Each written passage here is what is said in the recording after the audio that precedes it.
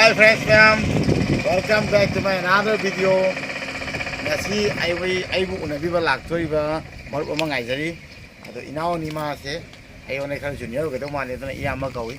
Mahak se apoi ki yamna maming chat laba Manipur ki YouTuber Manipur. Ado laga di miyamna soi na khambira mane na khalle. Ado mana ngasi ai bu ne thawoi na unabhi balak thoi se ai di yam thina chau thok chani ngai hai beta. मैं अभी एक brother को wait कर रहा हूँ जो उसका YouTube channel है और बहुत बड़ा फैन फॉलोइंग है उसका, तो उसके साथ इंस्टाग्राम से बातचीत हुआ है मेरे साथ और आज मेरे लिए वो मुझे मिलने आया है। तो मुझे बहुत अच्छा लग रहा है कि इतना बड़ा मतलब अच्छा यूट्यूबर होके मुझे मिलने आया है और मेरे साथ कुछ बातचीत करेंगे, तो इसलिए बहुत अच्छा लग रहा है। मैं एक्साइटेड हूँ और वेट कर रहा हूँ अभी। तो मैंने लाइव लोकेशन शेयर कर दिया है, वो आ रहा है। अदो इन लाइव लोकेशन शेयर तौरेबको माना नंबोलगी हजिकेन ले युफमजे थोजोन यामना खंगदबा अदनैना आई हजिसिदा लेइबा लाइव लोकेशन से थागरे अद मा लागा म्यामदा खंगलागे आई मिंगसु हायरोगे अदो आई टाइटल दि मिंग अदुम हापमनी हापकदबा लेइरे अदो मा लाकाना डायरेक्ट फेस टू फेस ओना म्यामना उरगा गेस तौरगा खंगबिउबको कनाना लाक्तोइसे अदुगा याम एक्साइटेड होगनी मा लागा थेंगनासे। जब आएंगे तब मिलाएंगे, तब आप लोग जरूर पहचानेंगे। उसका बहुत अच्छा यूट्यूब चैनल है, तो खुद सब करता है, मतलब उसका जितना भी वीडियो है कंटेंट बहुत अच्छा है क्योंकि वो अपना रोल खुद प्ले करता है। 4-5 जितना भी मतलब रोल प्ले करना है खुद प्ले करता है। तो चलिए वेट करते हैं तब के मैं और नवचा वेट कर रहा हूँ। मेरा कैमरामैन, मेरा सबसे प्यारा दोस्त नवचा सुमनिंग रंगाई लापगा माने वीडियो नमदो इसे नुसीद्रा मैम नवसा से नवसा की रमकना खल्ला लाइक हमने पीवीरमोए अयोने नुसी बीद्रेजु। मेरा जो प्यारा दोस्त है नवचा, वो मुझे हर वक्त मुझे सपोर्ट करता है। तो कैमरा वीडियो करने के लिए भी वो वेट कर रहा है। तो इसलिए मुझे अगर आप लोग पसंद नहीं करते तो भी ठीक है, लेकिन नवचा के लिए तो एक लाइक ज़रूर दबा देना आप लोग।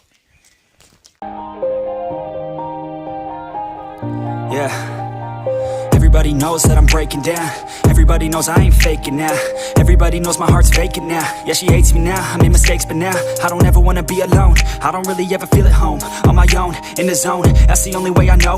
Feeling low, about to blow back up. Here I won't ever let the doubt creep in. Gotta pop a couple more aspirin. I don't think I'll ever let you in. Easier to break it off best friends. I don't really understand myself. I don't really understand.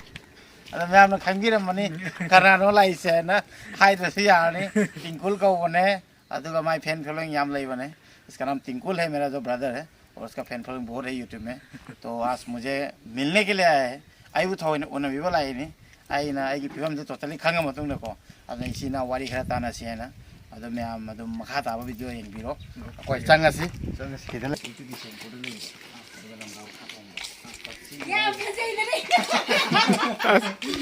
अदुगा location ने फिर बोलेगा नक्शला साइनों थोड़ोगा fame तो right location से fame दुरिंग तो video अब community हेन पर देख ना कंधा कम्युनिटी होलम ले इतना आई जी अब खंगा बा आई ना खंगा का तनी आए देखो अब माँ था कर गाँव नंग जोरो कोई वीडियो से लगा जा रहे थे अदु नहीं अदुगे कितना तनी अदुगा दादा के में से मकोई से ना हिंग मनी बट अदुगी आई दम रिलेटिव ले बसिंग से उन्होंने नपा अदुगा फेसबुक के फैन फॉलोइंग सिंग लोइनो थिंगने नपा अदुगा यूट्यूब चैनल में मांग पे समाज डिजेबल सिंग सपोर्ट टाउन नपा मागा वाई काना काना माना नंग लेनबा आई वेस्टर्न टॉयलेट चो हापगे मानिंग का माई नंग लेनबा सुविधा थमगे आई लोबो लागे थिंगी बिसुला के हाबनी आई के रिलेटिव न भावदा सानु लगे हे मिया थाजे नंग सानु अदुगा दाना लोबी बोला थाव जागे मको परो थाव तो अदुगी लापदगी आई दुम चिननाव सिंग चाकोरपा चटपा कोइबा दुम लोग से हापकलप से अदुम सब्सक्राइबर से खरा फंगे बाउजी 500-600 रम फंगे हेले अदुगी 1.1 के मथक ले जरम बनेबा कुछ 1.8 मनाक लाए बा अदई आई के दम सा दुम नान ताना पदा नोई पु थेंगनिंगपा अदु नोई गवारी खा तानानिंगपा हाइबदि आइना खल्लिबा गोल दो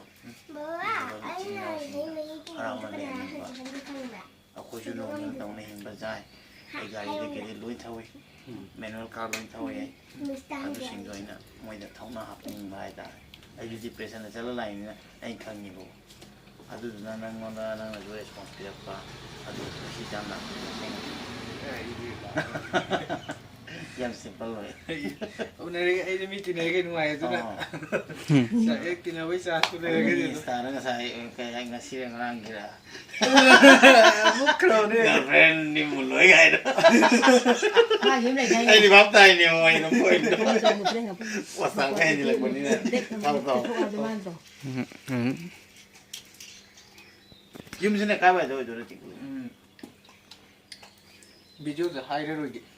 Okay. Video post. That I'm breaking down. Everybody knows I ain't faking now. Everybody knows my heart's vacant now. Yeah, she hates me now. I made mistakes, but now I don't ever wanna be alone. I don't really ever feel at home. On my own, in the zone. That's the only way I know. Feeling low, about to blow back up. I won't ever let the doubt creep in. Gotta pop a couple more aspirin. I don't think I'll ever let you in. Easier to break it off best friends. I don't really understand myself. I don't really understand, need help. I don't wanna be left on the shelf. Couldn't even hear me if I yelled. It's so cold outside. I'm alone, I'm alright. It's so cold outside. I'm alone, I'm alright. It's so cold outside. I'm alone.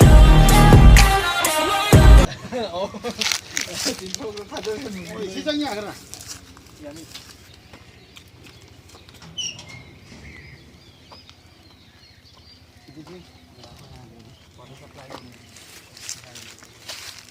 이게 야암는 한 말래. 아두가디 좀 내더디 마삭 야암 फजरगा को handsome या मान रहे वाला था सीने ख्वाही नहीं थे video में जितना मतलब मैच्योर लगता है उतना नहीं है और रियल में इतना सुंदर है और हैंडसम है यहाँ का लड़कियां पूरे फिदा हो गए सभी से गाँव रे स्वाइदा माला को तो यम फरक ताना रे बा अदो आई माँ रे टिप्स कर लो ही नहीं बको बस एक माँ जीविंग हो रहा है मसाला जे तो पामुंग फरक तारे को चीज़ का पुक से यम याँ उधर माँ यूज़ माँ फिटनेस से यम फरक है तारे माँ हाने फोटो उठ पड़ो अदो तो क्या केजी नो ले मिलो खरा 60. नंगा अपडेट तो यार क्या केजी कुछ पुटों तो इन्हों मसाला 68 hele. तो 8 केजी नहीं 3 months था 3 months. 3 months था 8 केजी बाद अखबार तो मतलब उतना मजा देखो दी लथोकता बा अदो माँ ने जो टिप्स कर लो इन्हीं मतलब दी माना सीगी प्लेटफॉर्म जी का ले रखो कोई रबनी ना अदो ना इन्हें लोगों में थोड़ी अदो दे दुगा एस ने मैटर तो उड़े एक्सपीरियंस ने या मैटर तो हुई मान जो मैं हम मोई बगी या हमने फसना गाइड पी अभी कमाने वीडियो जो सेम होगा मैं हम दा कोई ना व्यूअर सिंगा या हमने अट्रैक्ट तो करनी अदो मैं टिप्स कर पी या हम नुआए अदो एडवाइस फंगी तो जो नुआए अदो माना लागा समाय पुल में से या हम नुआए बता रहे अदो ना तब बस दी चाहिए तो वारी लेते एक्सपीरियंस तो हम वारी ले अदो ना माँ का ngasi माना नुक्सीदना लाख पजे मसी हम तांगे माम तिंकुल जे माँ सुंगसंग संग दे माँ सुंगसंग संग दे माँ वीडियो जो माना का नम्मी लोइना ट्राइपॉड तवर नम्मी अदुगा क्या जो वीडियो कैमरा नम नो मिजो लेते अदो तिंकुल रेगी इंस्पायर हो रही जो आई जो ngasi देगी यार करी नौसा याव दबी तो वीडियो से नम नम होना बता ना तो आई जो होना बता रहे बा सावर सावर तमता अपने तो एक कमेंट होने को तम बताए मतलब इसका जो जितना कंटेंट है बहुत रेयर है क्योंकि सब रोल यही प्ले करता है और कैमरा भी ट्राइपॉड से लेता है तो वो बहुत यूनिक है तो उससे मुझे भी एक सबक सीखने को मिला कि हर वक्त कैमरामैन होना ज़रूरी है ये बात नहीं है तो आप अकेले भी सब कुछ कर सकते हैं बस हौसला रख के खुद को पुश करना है और ये अपना काम दिन भर बहुत सारा काम है इसके ऊपर तो रेस्पॉन्सिबिलिटी है बहुत बिजी है इसलिए वो सुबह से शाम तक बिल्कुल फ्री नहीं रहता है जब शाम को घर में आता है उसकी बाद ही वो वीडियो बनाता है तो आप लोग देख सकते हैं कि कितना मेहनत कर रहा है वो भी इसलिए तो वो आज इतना अच्छा प्लेटफॉर्म मिल रहा है उसको माना पुंग मंगा देखिए उगते हैं पुंग संधा की पुंग क्या चाहिए Alam nungdang pung mapan tara tara. पुंग अपन तरह लागा मा वीडियो नमी मीने गरी माम मोबाइल का ओतना अमुंग देखा कुंदना का नुआई ना कले अपने कलम देने बा अदो कदी यंगो अखोइना उबना मा अदुगा रियल दा फंगना बना मा अदुगा रियल दा पूरा सीरियस नि मा कॉमेडी नते याम ना ज्ञान तारा फजना वारी सने याम नुक्सी अदो मसक से फजना हैंडसम होय ने तसेंग ने आइजे मा वीडियो का टोटली मानने में हम रियल थेंगना दिखांगने ꯑꯩꯗꯃꯛꯇꯅꯤ ꯌꯥꯝ ꯇꯥꯡꯕꯅꯤ ꯉꯁꯤ ꯃꯥꯅ ꯇꯤꯡꯀꯨꯜ ꯃꯇꯝ ꯀꯥꯏꯊꯣꯛꯂꯛꯄꯁꯦ ꯁꯟꯗꯦ ꯈꯛꯇ ꯕꯟ ꯐꯪꯉꯤꯅꯤ ꯈꯟꯕꯤꯌꯨꯀꯣ ꯃꯌꯥꯝ ꯑꯣꯟꯂꯤ ꯁꯟꯗꯦ ꯑꯗꯨ ꯃꯇꯝꯗꯨꯒ ꯃꯥ ꯃꯇꯣꯟꯗꯅ ꯁ꯭ꯀꯨꯇꯤ ꯊꯧꯔꯒ ꯂꯥꯛꯏꯅꯤ ꯑꯗꯨ ꯁꯤꯝꯄꯜꯅꯤ ꯃꯥꯁꯦ ꯑꯗꯨꯅ ꯃꯉꯣꯟꯗ ꯇꯝꯖꯅꯤꯡꯉꯥꯏ ꯃꯌꯥꯝ ꯑꯣꯏ ꯑꯗꯨꯃꯥꯏꯅ ꯃꯥꯒ ꯑꯩ ꯋꯥꯔꯤ ꯇꯥꯟꯅꯔꯒ ꯑꯦꯗꯚꯥꯏꯁ ꯂꯧꯏꯅꯤ ꯑꯗꯨꯒ ꯑꯩ ꯂꯩꯈꯤꯅꯤ ꯈꯔꯅꯤ ꯇꯤꯡꯀꯨꯜ ꯑꯃꯨꯛꯀ ꯊꯦꯡꯅꯒꯅꯤ ꯑꯗꯨꯒ ꯋꯥꯀꯤꯡ ꯑꯃꯨꯛ ꯆꯠꯂꯁꯦ ꯑꯩꯈꯣꯏ मफम लेबे जाते हैं तिंकुल नीचे बोर्ड है एक ही जगह पे continue no video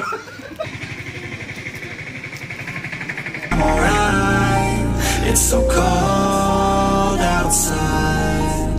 I'm alone, I'm alright. It's so cold outside. I'm alone. It's so cold outside.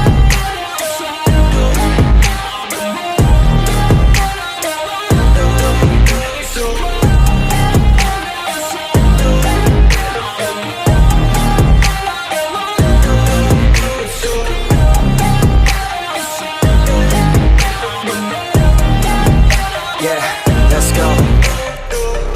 Break down, always feel like I could break now, but I never let it take me to that place now. I won't ever let my thoughts get away now. I got better things to do, picking fate now. I just wanna be the best, call me great now. I don't know if I'm okay or insane now. I remember better days on the playground, hoping I can find my way even when I'm feeling down. I fight, even when I don't know what is right. I'ma pick a side, and I'ma take pride. I will decide my fate and die.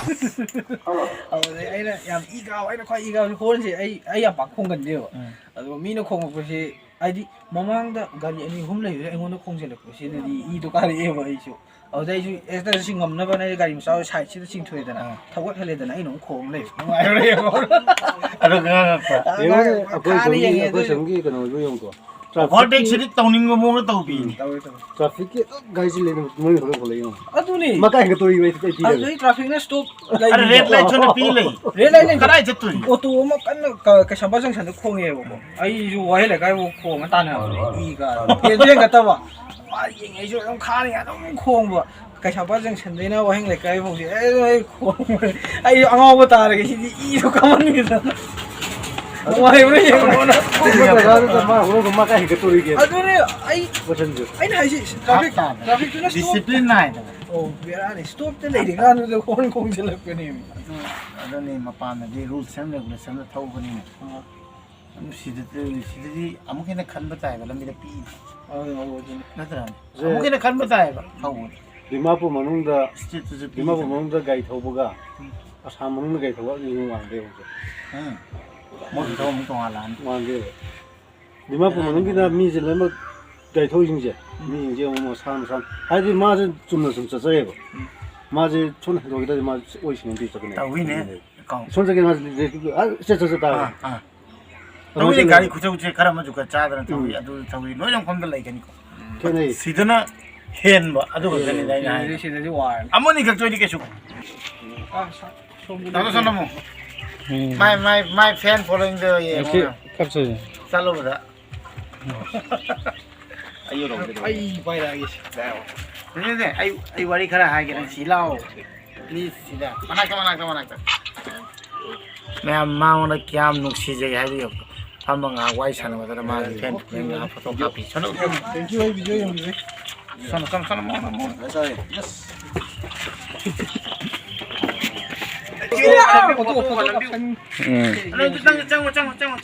Chang video thì hồi lỡ giờ hôn gì video này hai đâu cái tao solo này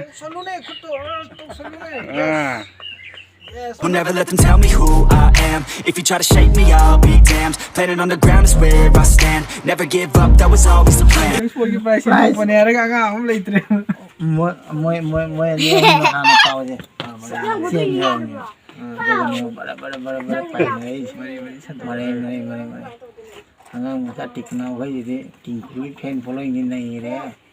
Ai mai hanu ra bonu ai ni bai di moi no sa pala ni ai hanu ra ni moi ba ting moi no ya em no ya jadi phải